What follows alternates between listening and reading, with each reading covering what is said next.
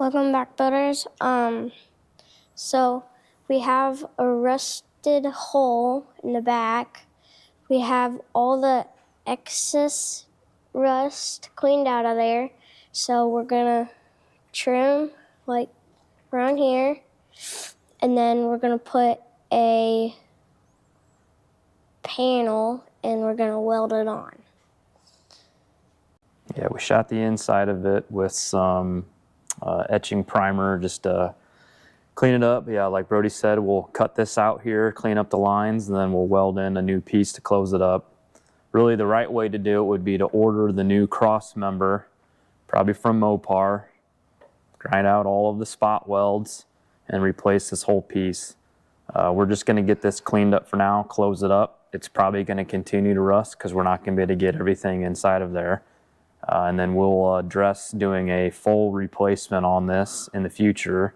Likely when we do the motor swap, we'll probably pull the body off and then we can do all of that rework then. But for now, we're just going to get this buttoned up so it looks a little bit better cosmetically. And if you notice, we pulled the rear bumper off. We stripped out all of the brass inserts on that. So we'll have to do some repair or modification of that here in the future. We'll do some research and figure it out from there.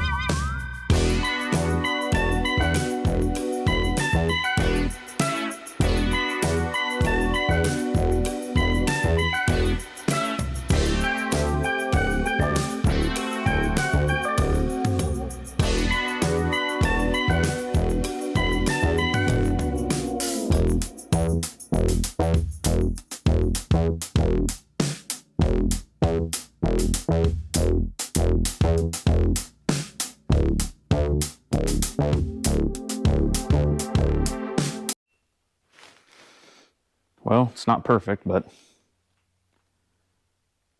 no big hole anymore.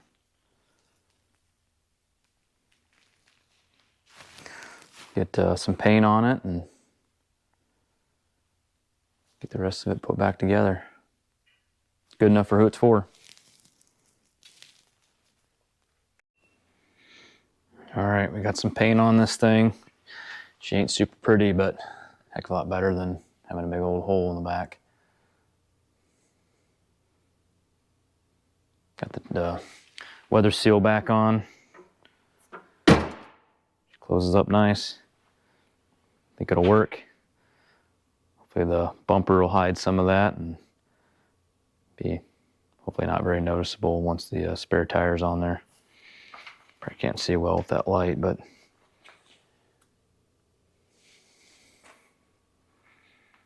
that's it for this one. Thanks for watching. Please subscribe, like the video. Don't forget the reminder button. See you next time.